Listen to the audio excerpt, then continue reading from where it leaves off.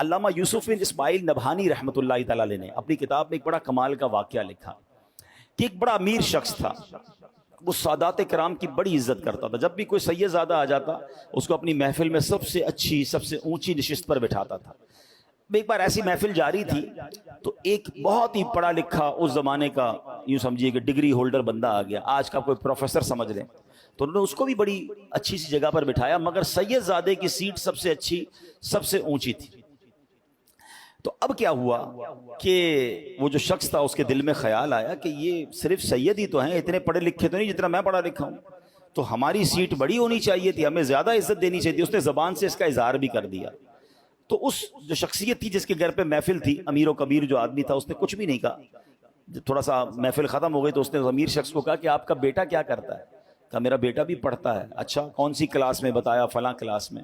تو کہا ایسا کرے نا کہ اس کو اتنا پڑھا دیں کہ وہ بھی سید بن جائے، ہیں وہ بھی آل رسول بن جائے۔ تو کہہ رہا یہ کیسے ہو سکتا ہے؟ یہ تو اللہ کی طرف سے ہوتا ہے، ہمارے ہاتھ میں تھوڑی کہ ہم کسی ڈگری کے ذریعے سید بن جائیں۔ تو فرمایا یہی میں بتانا چاہ رہا تھا کہ آپ پڑھے لکھے ضرور ہوں گے، مگر آل رسول جو ہوتا ہے نا وہ اللہ ہی کی طرف سے ہوتا ہے، اور اس کا مرتبہ یہ قدرتی طور پہ اس کو عطا ہوا ہے۔ تو سبحان اللہ، یہ کسی کتابیں پڑھنے یا عبادتیں کرنے سے نہیں ملتا، یہ اللہ جسے چاہے نواز دیتا ہے۔ تو اس لیے ہم آل رسول کو کبھی بھی کسی اور کیٹیگری سے کمپیئر نہیں کر سکتے۔